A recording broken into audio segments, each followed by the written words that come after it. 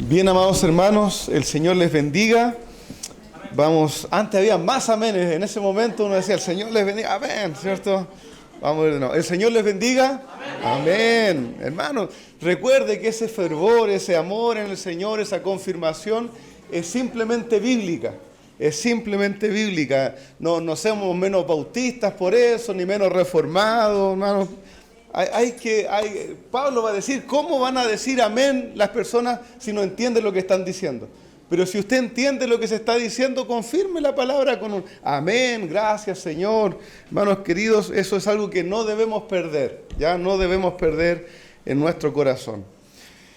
Vamos a la palabra del Señor, Hechos capítulo 15, ¿cierto? Hechos capítulo 15, recordamos que está sucediendo allí, o los frutos del concilio en Jerusalén, ¿cierto? Recuérdelo, eso va a ser bueno, después cuando lea Hechos en su devocional personal, recordar que que en Hechos 15 sucedió lo que llamamos el concilio de Jerusalén. Vamos a leer el día de hoy los versos 22 al 35, 22 al 35. Dice así la palabra del Señor. Entonces pareció bien a los apóstoles y a los ancianos con toda la iglesia escoger de entre ellos algunos hombres para enviarlos a Antioquía con Pablo y Bernabé, a Judas llamado Barsabás y a Silas, hombres prominentes entre los hermanos, y enviaron esta carta con ellos. Los apóstoles y los hermanos que son ancianos, a los hermanos en Antioquía, Siria, Cilicia, que son de los gentiles, saludos.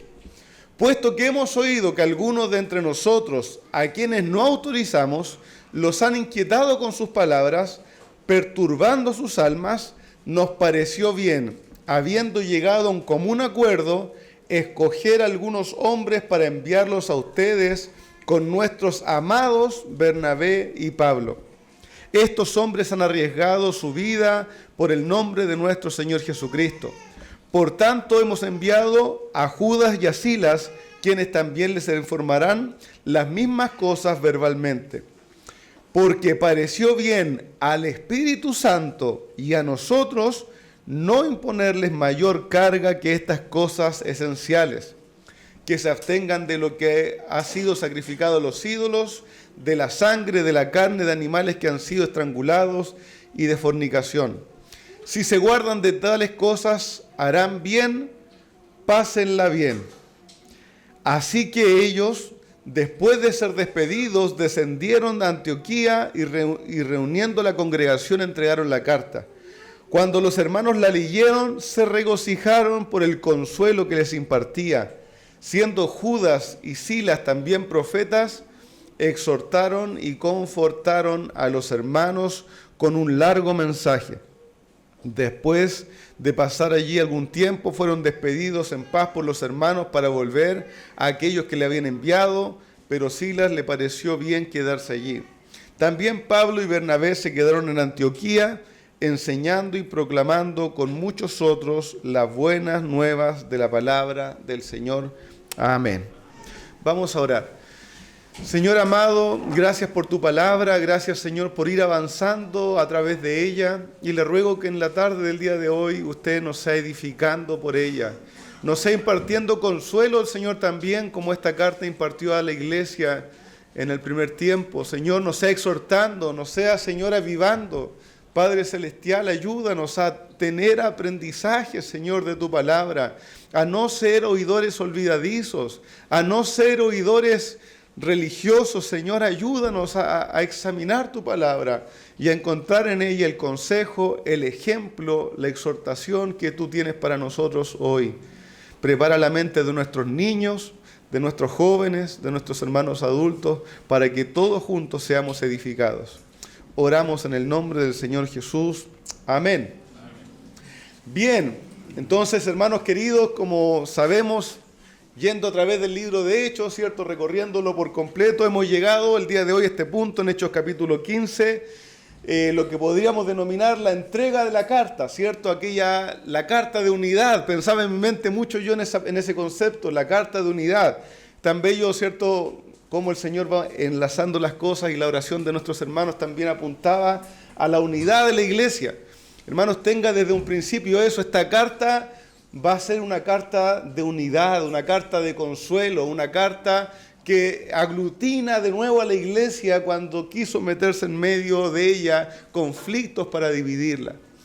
Hermanos queridos, haciendo un pequeño resumen, recuerde que en Hechos 15 estaban felices y contentos todos en la iglesia de Antioquía, y sucede que llegan allí algunos que dice que eran de Judea, probablemente del mismo Jerusalén, enseñando, ¿qué cosa? Que los gentiles debían circuncidarse para llegar a Cristo como un prerequisito. Finalmente lo que ellos querían decir es que los gentiles deben ser judíos para poder venir a Cristo. Eso era finalmente la enseñanza que estaban impartiendo. A esto los siervos del Señor, Pablo y Bernabé, combatieron ardientemente, ¿cierto? Por ninguna manera, no era el evangelio que ellos habían predicado. El evangelio de la gracia no ponía prerequisitos para ser salvo. Todo lo contrario, el hombre pecador y perdido, tal cual es, sea judío o sea gentil, debe venir a Cristo en arrepentimiento y fe. Así que contendieron. La iglesia, con orden y sabiduría, ¿cierto? Al ver que estas dos posturas no se llegaban a unir, ¿qué hicieron? Pidieron ayuda de otra iglesia, la iglesia en Jerusalén, donde estaban los apóstoles, hermano, y no quiero que deje pasar esto, donde estaban los apóstoles, pero también habían pastores, aparte de los apóstoles. Cada vez que usted lea, dice, estaban los apóstoles y los ancianos, no son los mismos. Habían pastores también en Jerusalén que cumplían la función de ancianos y que también estuvieron en este consejo para llegar a un acuerdo. Cuando Pablo y Bernabé exponen en Jerusalén, ¿qué sucede? Nosotros hemos predicado la gracia de Dios, se levantan fariseos. Algunos falsos hermanos probablemente de los fariseos que estaban en medio de la iglesia diciendo, es necesario mandar a los gentiles que guarden la ley y que se circunciden para ser salvos. Así que entraron en concilio para discutir doctrinalmente si esto correspondía. Y luego de argumentar, recuerde, hermano, yo quiero que usted esté ahí empapado del libro de Hechos. Recuerde en su mente quiénes dieron el discurso, quiénes argumentaron. Pedro argumentó de la gracia de Dios y de que ni los mismos judíos pudieron llevar el yugo de la ley para ser salvos, mucho menos, ¿cierto?, los gentiles, no era lo que Dios pedía. Luego argumentan Pablo y Bernabé cómo Dios había obrado poderosamente por medio de ellos. Y luego Jacobo también diciendo que la venida de los gentiles es el cumplimiento de la palabra del Señor, así que no debía ponérseles estorbo. ¿Cierto? Concluye este concilio diciendo, no hay que imponerle mayor carga que las cosas esenciales a los gentiles. No es necesario que se hagan judíos, no es necesario que se circunciden y que guarden las tradiciones. Para venir a Cristo, judíos y gentiles apelan a la gracia del Señor, no a tener en sí mismos cosas que les hagan mejor preparados para creer. Hoy veremos, ¿cierto?, la carta, el resultado de esta discusión. Y sí, vamos a ver quizás tres partes. Para algunos hermanos que nos piden ciertos puntos para anotar, tres partes. La comitiva que lleva la carta de unidad, el contenido de la carta de unidad y la reacción de las iglesias a la carta. Hemos leído en el capítulo 15, versículo 22, pareció bien a los apóstoles y a los ancianos con toda la iglesia enviar esta carta. Estaban unidas todas las partes de la iglesia en Jerusalén. Estaban unidas, ¿cierto?, todos para enviar un mensaje de unidad a los gentiles. No fueron solo los apóstoles que enviaron esta instrucción, no fueron solamente los pastores de Jerusalén los que enviaron esta carta, sino que apóstoles, pastores y la iglesia, congregacionalismo, ¿cierto? La congregación estaba unida a enviar una carta de unidad también a los gentiles, para los gentiles, ¿cierto?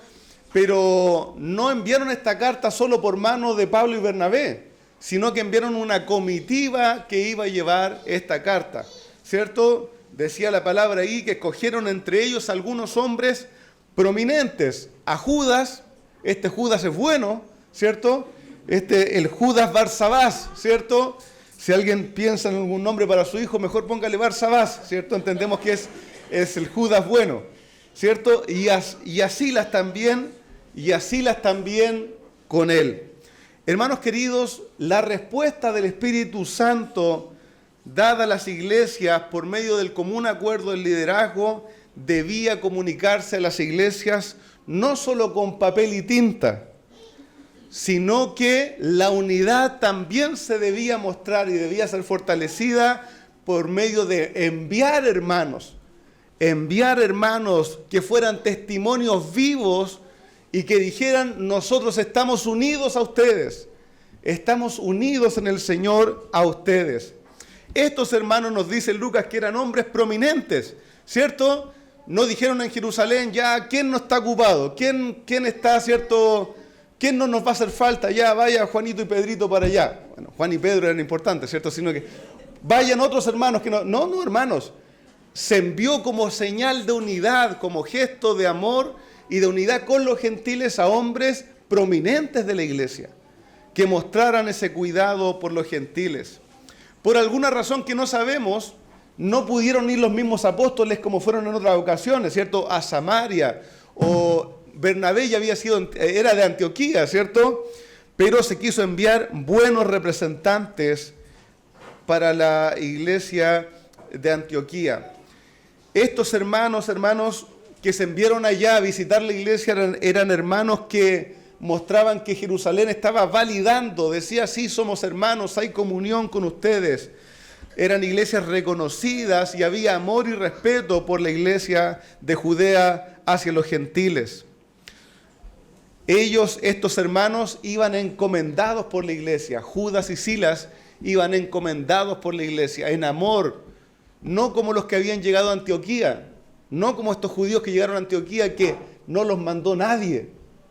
Nadie les dio lugar, nadie les dio instrucción. No, la iglesia de Jerusalén está diciendo: así se hacen las cosas. Cuando nosotros queremos mandar a alguien, los enviamos encomendados, los enviamos habiéndolos conocido, los enviamos porque son de buen testimonio.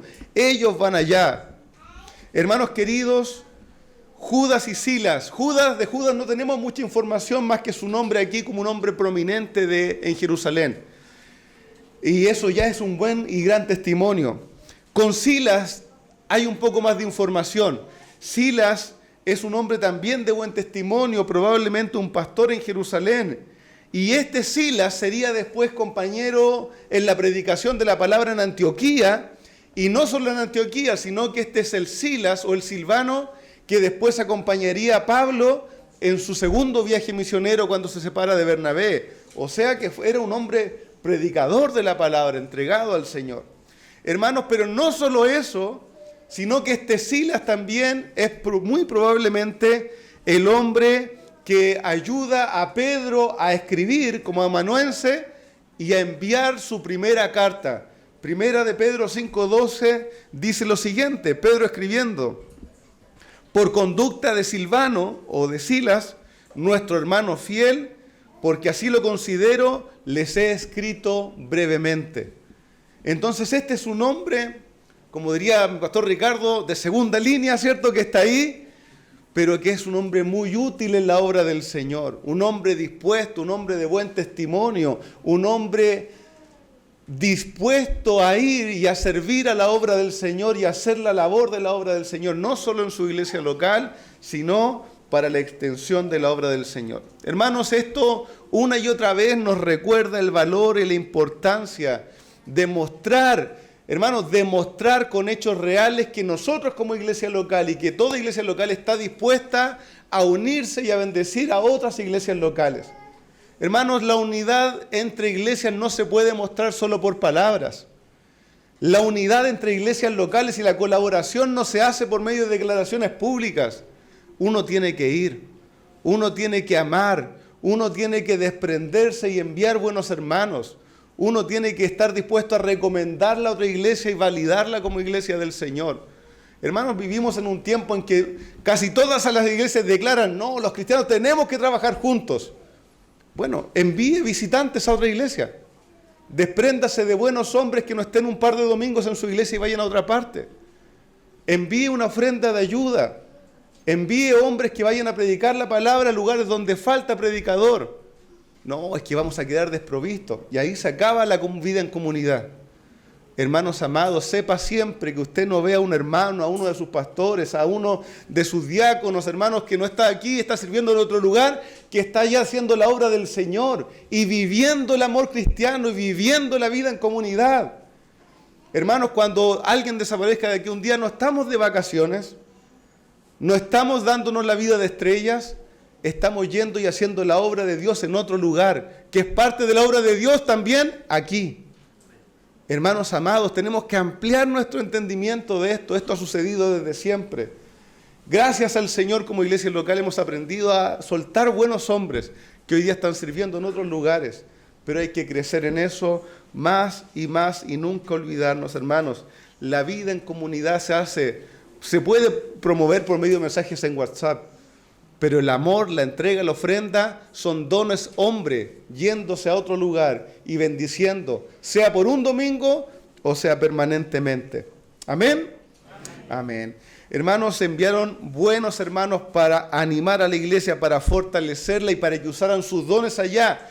En el resultado de la carta, en el último párrafo, en el versículo 32 del capítulo 15, dice, siendo Judas y Silas también profetas, dieron profecías para ellos. No, ¿qué dice? ¿Cómo trabajaron estos profetas? Que alguien lo diga en voz alta. Ellos consolaron, ¿cierto? Otra versión dice, exhortaron y confortaron a la iglesia. Esa es la labor del profeta, interesante, ¿no? Para los que hoy día se llaman profetas. Esta es la labor bíblica que ellos hicieron. Fueron a consolar a una iglesia y a exhortarla a que siguieran adelante. Fueron a bendecir con sus dones a la iglesia del Señor. Y luego viene la carta misma, ¿cierto? Que Lucas nos registra toda esta carta en Hechos, qué bendición. Es bello ver el carácter honesto, pastoral de la carta, punzante, ¿cierto? Vamos a ver por qué, pero llena del amor y el consuelo del Señor. En el verso 23 dice, puedes ver, todos le saludan, ¿cierto? Apóstoles y ancianos, todo el liderazgo de la iglesia de Jerusalén saluda a los hermanos que están en Antioquía, Siria y Cilicia. Hermanos, desde un inicio en esta carta hay consuelo. ¿Por qué? Porque se les reconoce como hermanos en Cristo. Porque les reconoce como hermanos en el mismo Salvador, que son los gentiles. La carta está diciendo, hermanos gentiles son nuestros hermanos, no les falta nada, no son hermanos menores, no son medios hermanos, no son deficientes. Si entienden y han creído en el Evangelio de Cristo, son hermanos amados en el Señor. Hermanos queridos, por quienes Cristo ha hecho sacrificio, por quienes Cristo ha derramado su sangre.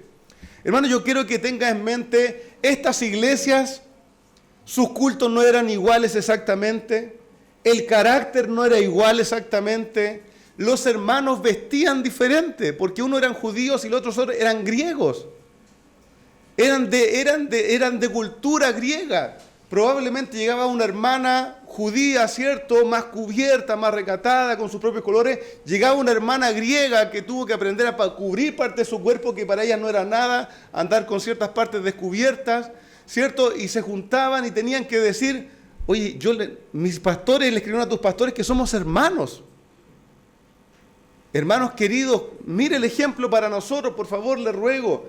Que sí, qué bendición del Señor estar en la sana doctrina, qué gracia del Señor ser conservadores, qué bendición del Señor haber llegado a convicciones doctrinales que ordena nuestra iglesia, pero cuidado con dejar de ver a otros que han creído en el Evangelio como hermanos en Cristo. Amén. Hermanos, cuidado, porque este era el mismo espíritu que habían tenido estos judaizantes que llegaron a inquietar la iglesia en Antioquía. Es que en Jerusalén estamos todos circuncidados. Es que en Jerusalén guardamos las tradiciones y las fiestas. Hermanos amados, ¿qué apunta esta carta? Los que han creído en Cristo por la gracia del Señor son nuestros hermanos. Hay que aprender, amén, hay que aprender. Por eso se escriben las cartas paulinas, juaninas, petrinas, universales. Por eso se escriben. Pero no deja de ser mi hermano si tiene el Evangelio del Señor Jesucristo. Hermano amado, una carta de unidad, una carta de unidad. Esa debiera también ser nuestra primera preocupación, hermanos, para con nuestros hermanos. Si son nuestros hermanos en la fe, si tienen el Evangelio de Cristo. Como dice un comentarista, y cito, tal como los judíos se dirigían a sus compatriotas llamándolos hermanos por ser descendientes de Abraham, su antepasado, así lo dice Pedro en sus discursos, hermanos, varones de Israel, ¿cierto? Se llamaban hermanos entre ellos. Así ahora los dirigentes de Jerusalén saludan a los creyentes gentiles como hermanos en Cristo. Gálatas 3:29 dice, si ustedes son de Cristo, entonces son descendencia de Abraham y herederos según las promesas. Somos compatriotas, somos de la misma familia. Hermanos queridos, el Evangelio en Cristo nos une. Aunque va a haber diversidad y distinción, el Evangelio en Cristo nos une. Al dirigir esta carta, hermanos, no solo a Antioquía, sino también a los de Siria y de Cilicia, se les hace extensiva este reconocimiento de hermanos a todos los creyentes gentiles.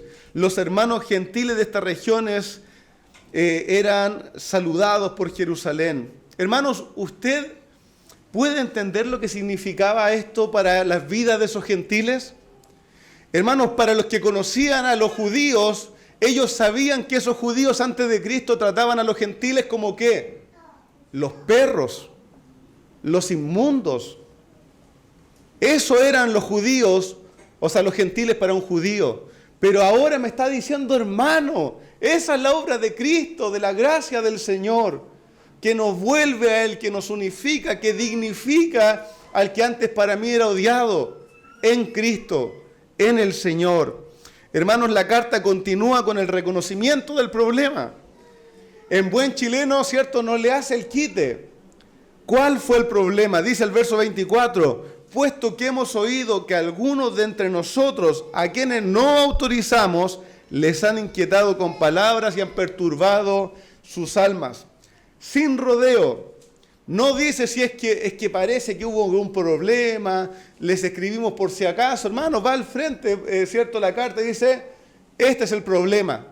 Y es impresionante que no dice, el problema es que hay falta de claridad sobre la circuncisión. No. ¿Cuál es el problema? Que algunos que nosotros no autorizamos salieron de acá y han estado inquietando la iglesia. Hermano, solo hago un punto allí. Qué interesante cómo la Biblia trata los problemas, ¿no? Sin rodeos. Yendo, esta es la situación. Pablo le dice a los de Corinto, si no me equivoco, he sido informado por algunos de Chloe que hay división entre ustedes. Nada de, es que alguien me dijo, es que por ahí se supo. Pone al frente al que informó y el problema, ¿cierto?, de la iglesia. Hermanos queridos, así debemos tratar las cosas también, con orden, con honestidad, con dirección en la iglesia del Señor. Y el problema fue que algunos de Jerusalén fueron a enseñar y exhortar a Antioquía sin autorización ni respaldo del Señor y los habían inquietado con palabras y perturbado su libertad en Cristo. La carta y la visita de los hermanos es justamente para volver a la calma a la iglesia del Señor, volver a la paz. Los judaizantes, hermanos, que habían ido y provocado este problema, no tenían la autoridad de venir y enturbiar las aguas cristalinas de la gracia en la iglesia de Antioquía. La iglesia debía estar atentas a no caer en las artimañas de los legalistas venenosos, por mucha apariencia de piedad que tuvieran sobre ellos. Hermanos, debemos recordar las palabras de Pablo en Gálatas también. Vaya allí, por favor, en Gálatas 1:6.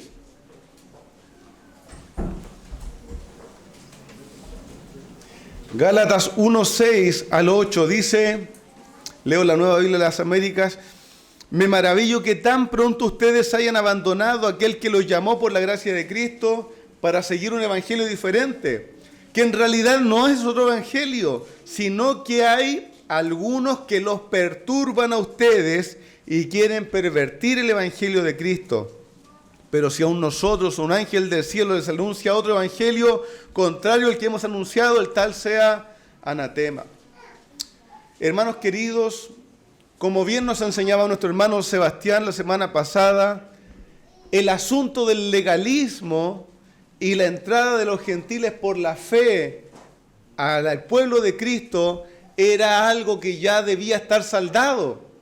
Era algo que ya debía estar claro para la iglesia del Señor, por lo menos desde Hechos capítulo 10, cuando Pedro, ¿cierto?, fue guiado por el Señor para predicar en la casa de Cornelio, y creyendo recibieron el Espíritu Santo y las mismas manifestaciones que en Jerusalén al principio.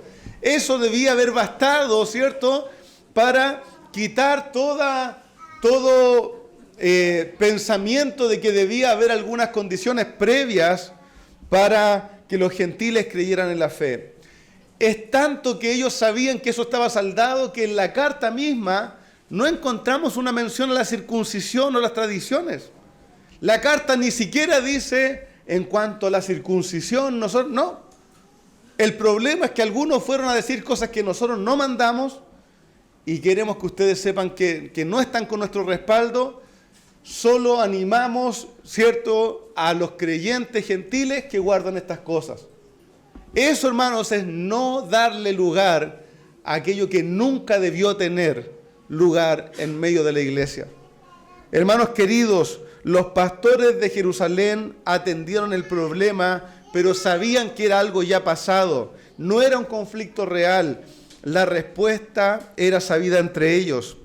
El problema se produjo por estos judíos que comenzaron a agitar las aguas en Antioquía sin autoridad, sin amor, sin respaldo y sin verdad.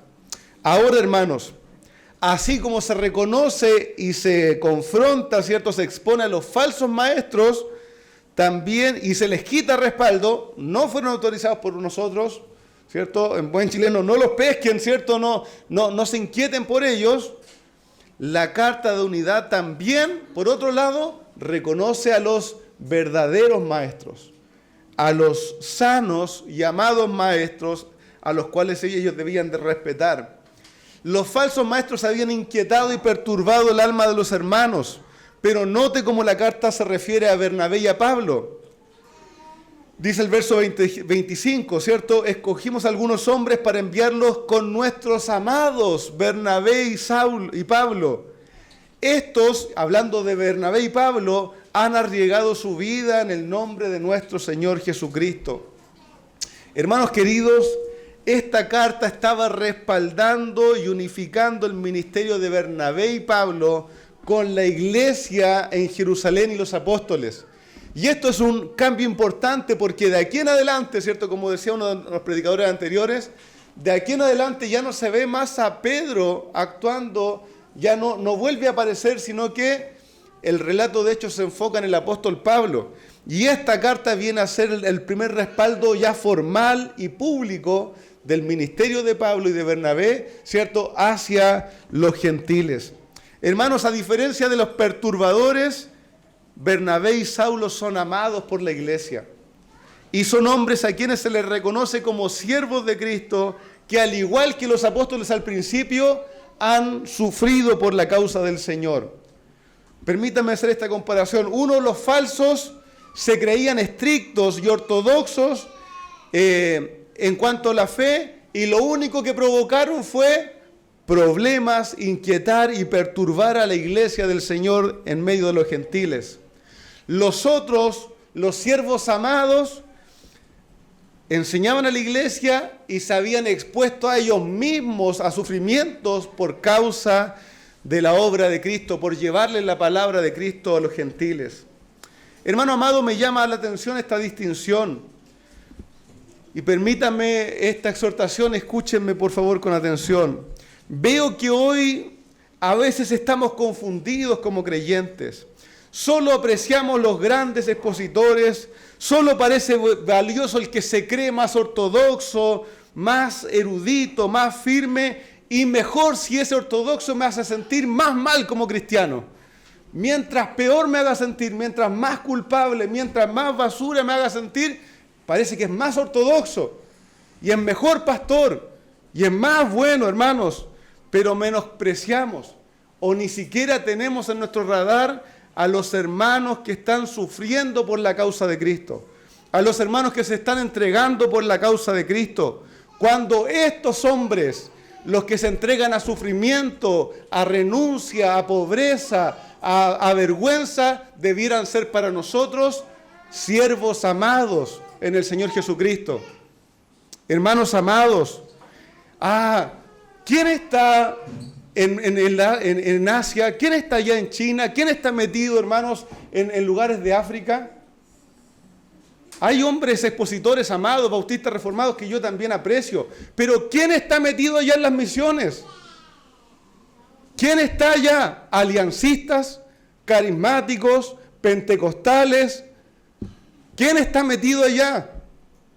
Hermanos, pero esos no es que no tienen toda la doctrina correcta. Es que no son como nosotros. Es que mira cómo cantan esos hermanos ahí en África. Hermanos, ellos saben lo que es sufrir por la causa de Cristo.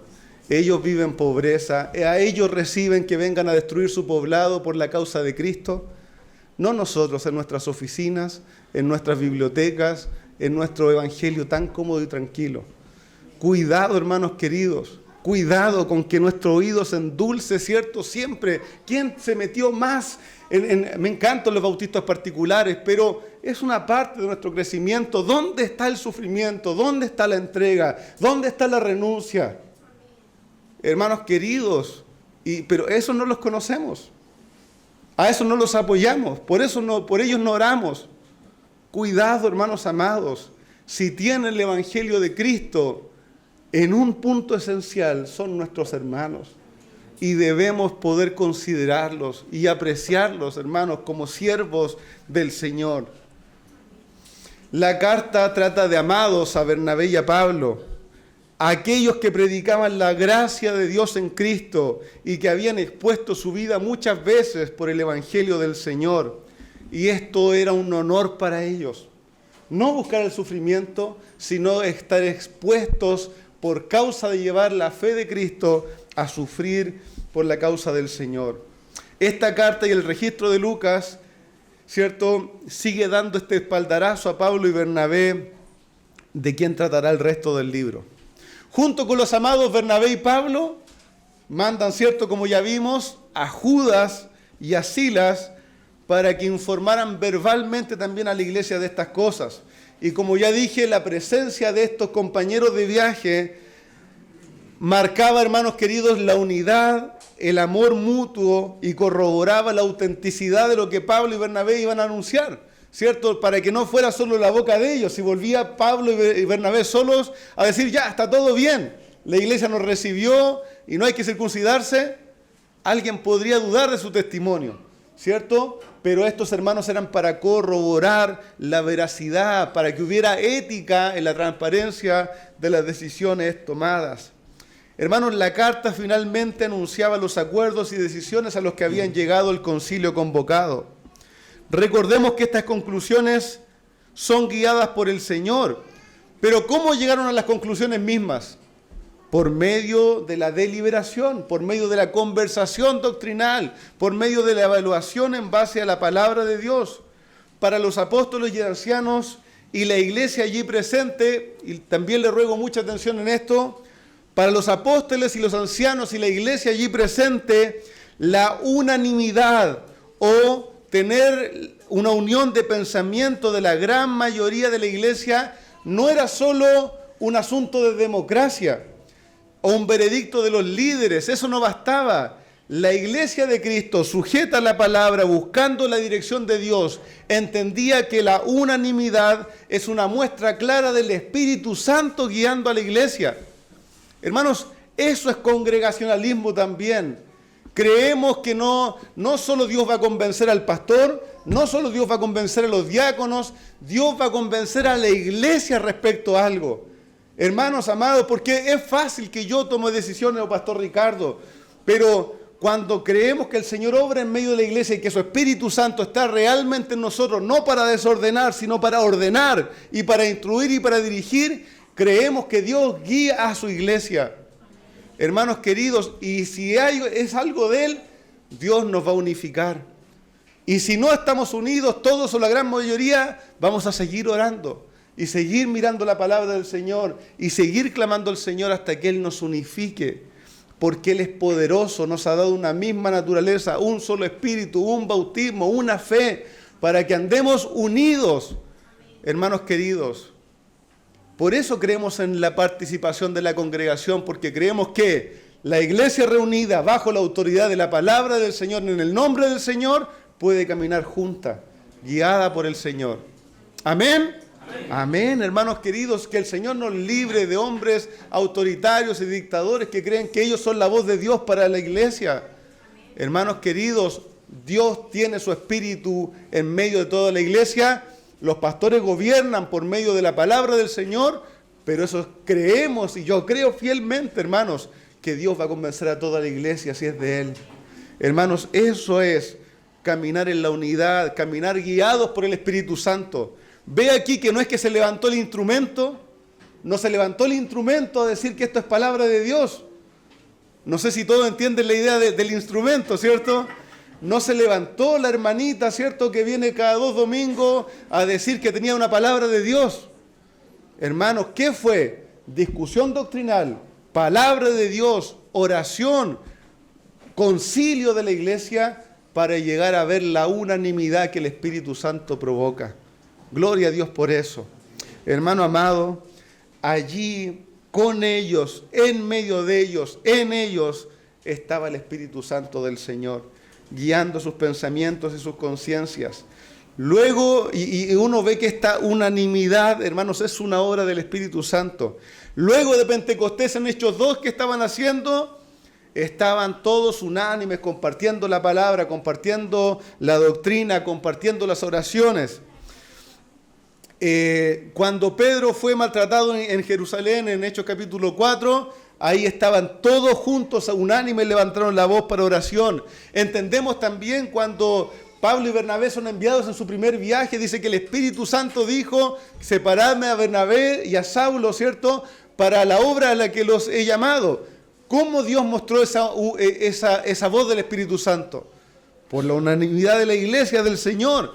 Y de alguna manera también es a lo que se refiere, de una manera también es a lo que se refiere Mateo 18:20, cuando el Señor dice, donde están 2 o 3 reunidos en mi nombre, allí estoy yo. ¿Para qué?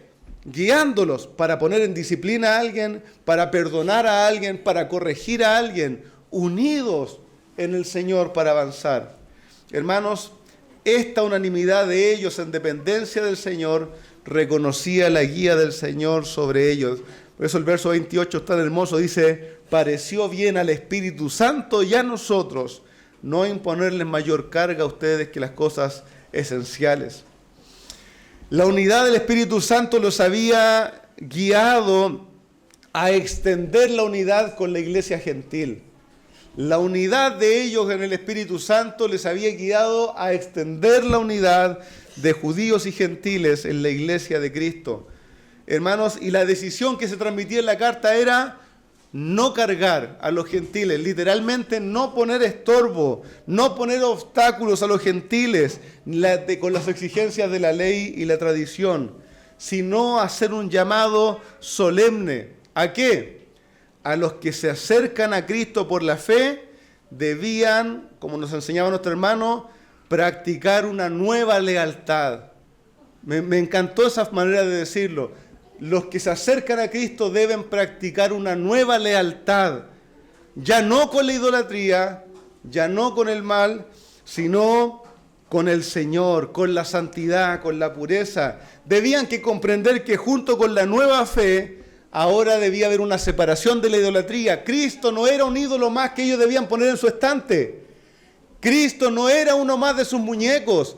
Cristo venía a ser el Señor de todo. Y si alguien viene a Cristo, debe entender la renuncia que eso significa. Vengo a Cristo para que Él me salve, renunciando a todo por amor de Él. Hermanos, y ellos debían comprender esto, ¿cierto? Como ya lo vimos la semana pasada. Estos aspectos a los que la carta apunta son aspectos del paganismo, los cuales venían impregnados en sus vidas.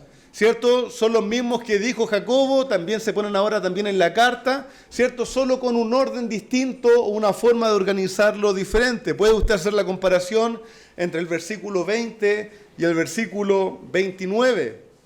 La carta ahora resume lo que Jacobo dijo, entendiendo que Jacobo también es parte de esta carta, ¿cierto? Dice el verso 29, que se abstengan de lo que ha sido sacrificado a los ídolos, de sangre, de la carne de animales que han sido estrangulados y de fornicación, ¿cierto? Y resume todo esto, la parte de la alimentación la resume lo que ha sido sacrificado a los ídolos, ¿cierto?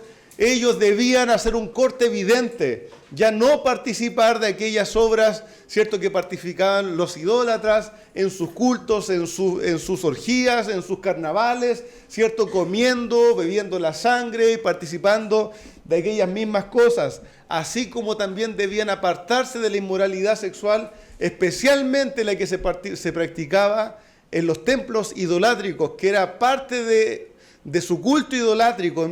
Piensen en la perversión, hermanos, que vivían estos pueblos, estas civilizaciones greco-romanas. Parte de ir a su culto era caer en inmoralidades sexuales, era parte de esa situación.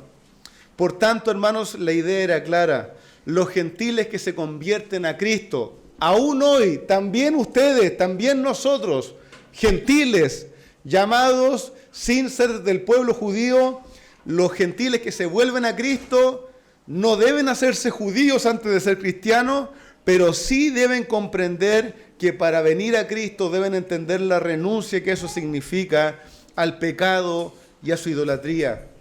Hermanos queridos, si alguno quiere venir, el Señor Jesucristo dijo, si alguno quiere venir en pos de mí, niéguese a sí mismo, toma su cruz cada día y sígame. El que viene a Cristo no puede pretender buscar la salvación de sus pecados para seguir viviendo en ellos. Hermanos queridos, estas abstenciones de la nueva vida también propiciaban la unidad de los creyentes gentiles y judíos, al quitar de en medio cosas que podrían haber sido tremendamente duras para un creyente judío. La carta está estableciendo, como dicen algunas versiones, lo esencial, lo básico para que el pueblo de Dios tenga unidad. Permítame hacer este resumen. El evangelio que Pablo y Bernabé habían predicado es el correcto. La carta estaba unificando estas cosas y respaldando estas cosas. El evangelio que Pablo y Bernabé les predicaron es correcto y concuerda con los apóstoles y pastores de la iglesia en Jerusalén. Unidad. Los judíos, los no judíos no deben guardar la ley como requisito para ser salvos. Son salvos por la gracia de Dios igual que los judíos. Unidad. Los gentiles que creen son llamados a apartarse de la vida de pecado, idolatría e inmundicia para tener comunión con todos los que creen en Cristo, quitando de en medio toda cosa que los estorbe. Unidad de la iglesia. Hermanos, qué gozo, qué descanso. Sé que a algunos de entre nosotros les hubiese gustado que hubieran más requisitos para llegar a la fe. A algunos les hubiera gustado, ¿no? Pero Jacobo, póngale un poquito más, que por último se corten el pelo, ¿cierto? Que se ordenen, que se arreglen, hermanos, que cambien su... Hermanos, estos son los requisitos para que haya unidad básica. No estoy diciendo la unidad más íntima, pero la unidad básica en el pueblo del Señor. Hermanos, a algunos les hubiera gustado que hubieran requisitos, pero les cuento un secreto, hermanos, no hay más. No hay más requisitos aquí.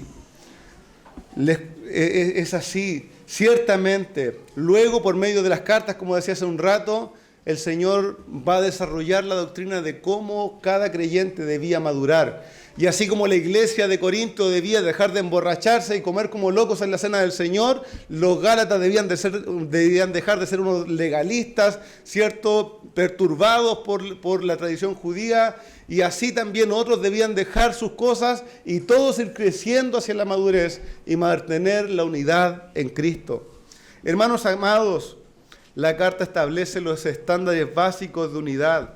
La carta fue enviada junto con las palabras de sus portadores que trajeron gran consuelo y unidad a la iglesia de Cristo. Miren lo que dice el verso 31.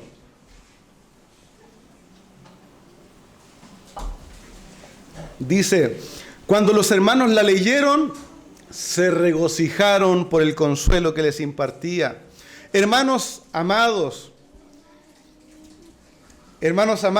la liberación de las exigencias de la ley trajo consuelo y gozo a la vida de los creyentes. ¡Qué bendición! ¡Qué gozo! Permítanme decir esto, ¡qué reverencia!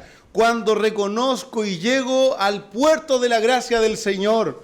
Hermanos, yo me hacía esta imagen, que es como ir navegando, ¿no? Ellos, los de Antioquía, iban navegando en la gracia del Señor, felices de ir creciendo, y en un momento fueron atormentados, ¿cierto?, por las olas del legalismo, que le decían que no puedes, que tu barco es frágil, que no vas a llegar, que no eres capaz. Hermanos, que me dice que me falta, que no puede ser tan fácil, que no puede ser que ya haya sido perdonado, pero de repente vuelvo al ver el puerto de la gracia del Señor. Y aunque mi barco sí es débil y sí es flaco y sí no puede, ahí está la gracia del Señor que me recibe y me libra de las tormentas del legalismo. Hermanos amados, qué descanso para la vida de sus hermanos, que deben haber pasado tiempo orando: Señor, capaz que hicimos mal, capaz que creímos que era creer en ti y aferrarnos por la fe, pero capaz que hicimos mal. Y llega la carta y le dice: tranquilos hermanos, tranquilos, porque son hermanos, han creído en el Evangelio, solo quiten de estas cosas de sus vidas. Hermanos, qué descanso, qué alegría, eso es gracia, no lo merezco, pero lo tengo en mí, tengo al Señor.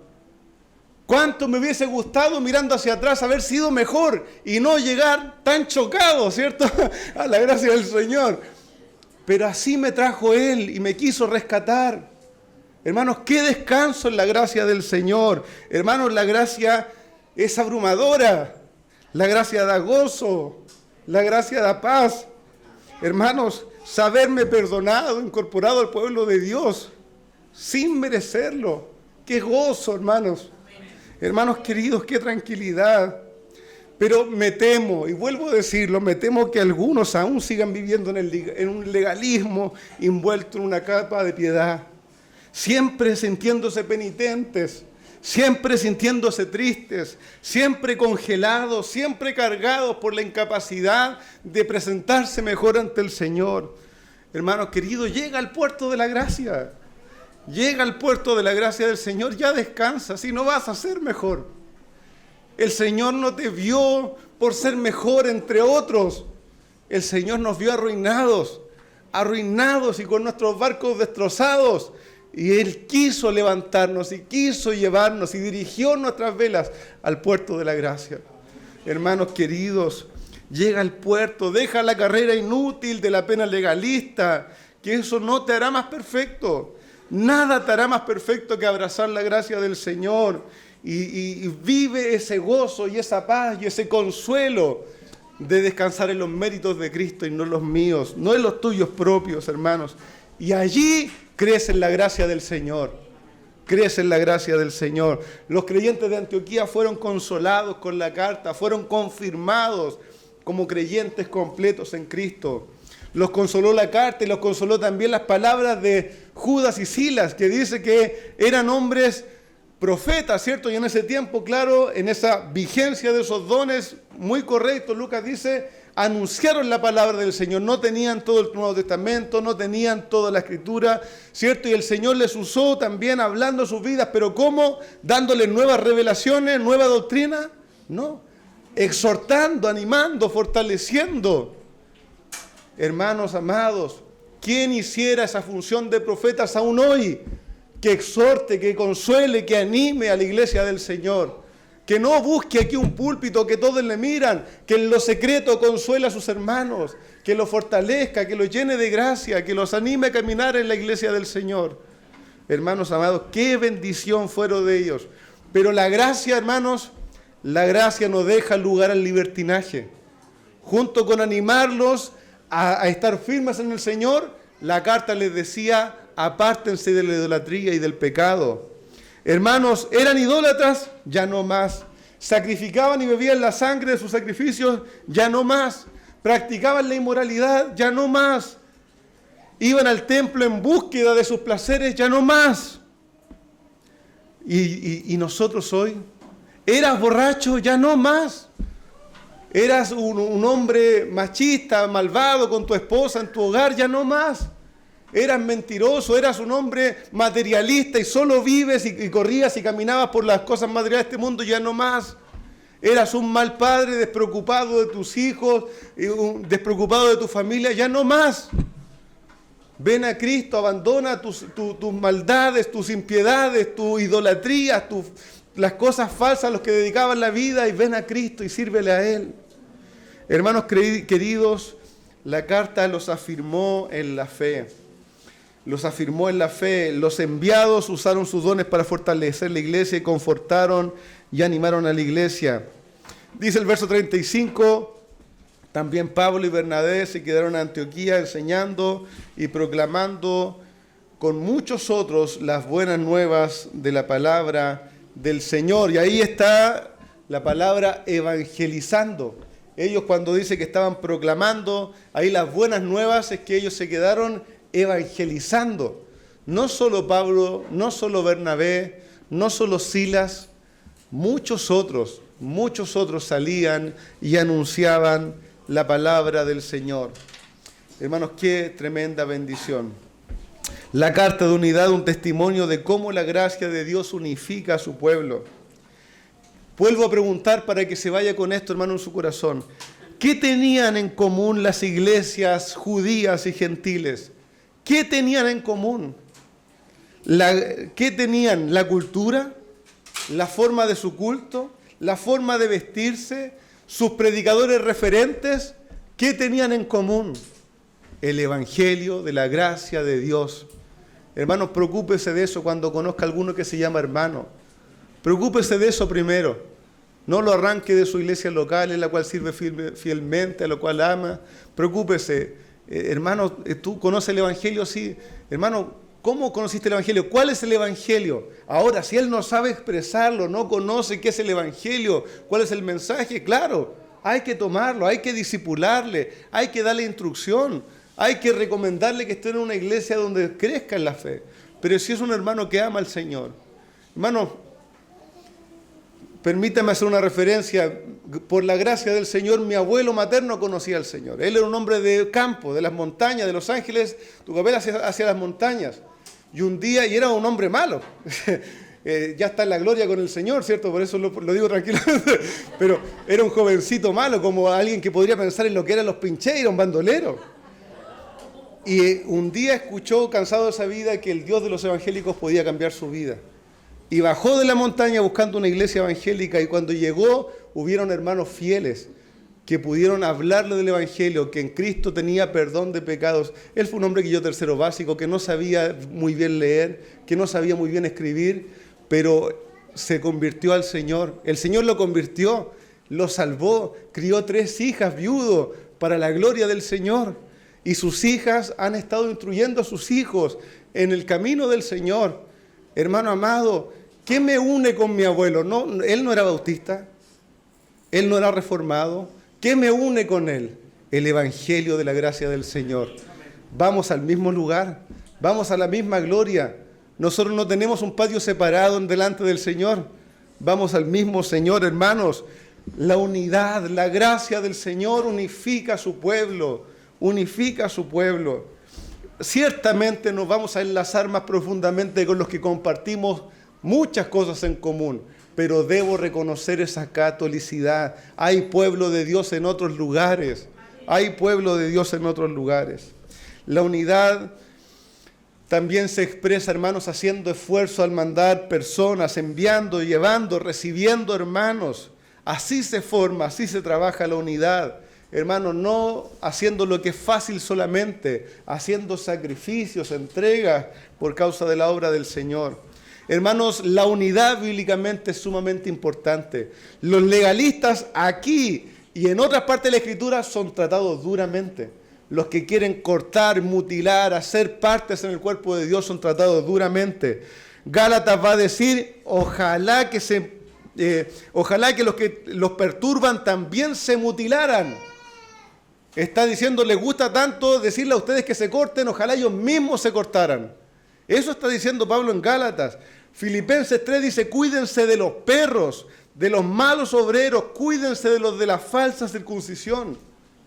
Cuidado, hermanos queridos, con querer cortar el cuerpo y poner tradiciones y cargas sobre aquellos que se están acercando a la fe de Cristo con un corazón sincero, honesto, sabiendo que hay una vida de pecado que dejar, pero nosotros queriéndole poner más carga que la que el Señor ha llamado. Amados hermanos, con esto finalizo. Yo abrazo la doctrina de la gracia, la soberanía de Dios en la salvación. Amo ser una iglesia conservadora. La autoridad final de las Escrituras es un estandarte. Pero me pregunto, como se preguntaron los apóstoles, ¿fui salvo por creer estas doctrinas o por creer en la gracia de Dios mostrada en el Evangelio? Hermano, ¿por qué fuiste salvo?